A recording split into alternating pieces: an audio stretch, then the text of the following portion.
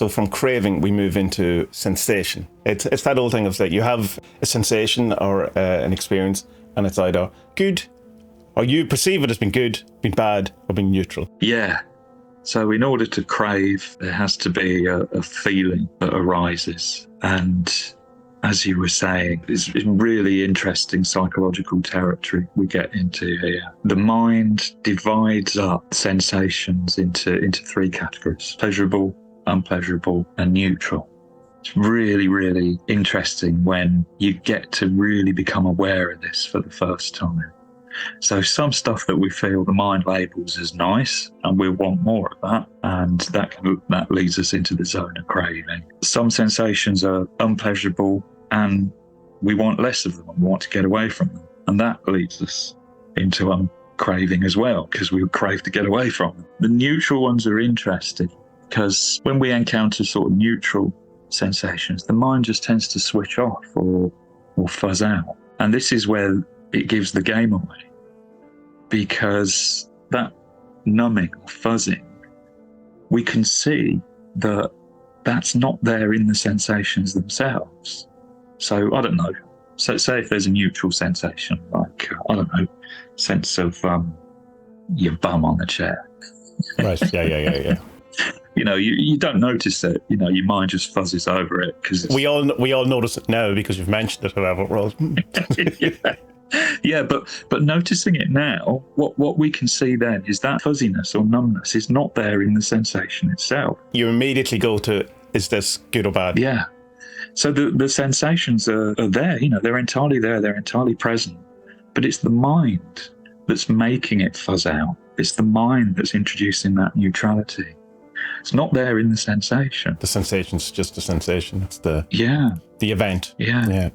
So there's a process going on all the time, this judging process, nice, nasty, or don't care. We're doing that to everything. And that sort of creates our sensory world. So we were aware, we go through our day aware of all these cravings, these needs, these desires. But the cause of that, when we look at it, is they're all coming from this sort of like silent kind of judgment process that's going on all the time, where we feel things and we label them.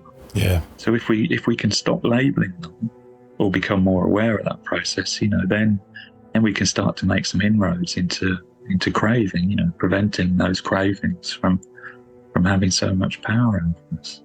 The traditional image of this is quite a gory image. It's a man with an arrow in his eye. I mean, he's certainly feeling that.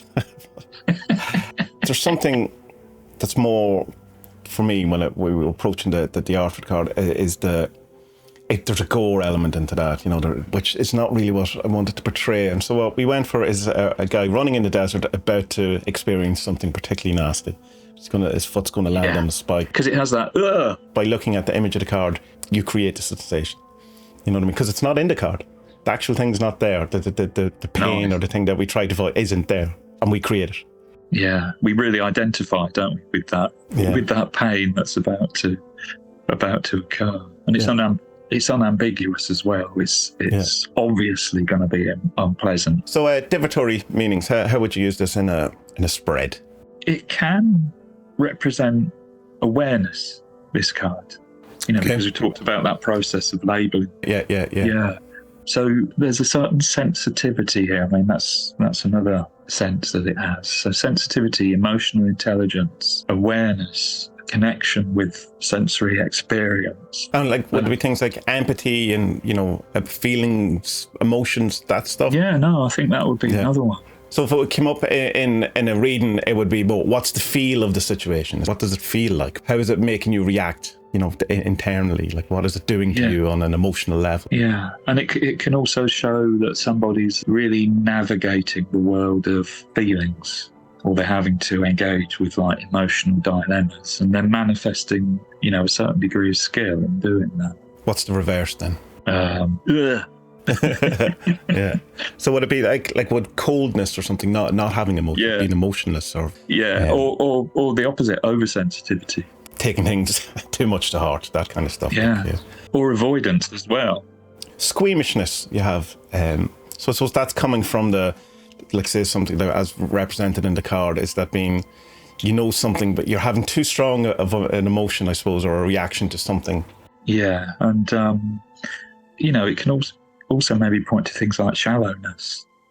As Okay. somebody not manifesting that kind of awareness or intelligence that we talked about. Yeah, so a lack of awareness, being aloof, being just in a daze, not having a clue, that kind of stuff as well. So, in order to have sensations, what we need to do is have contact.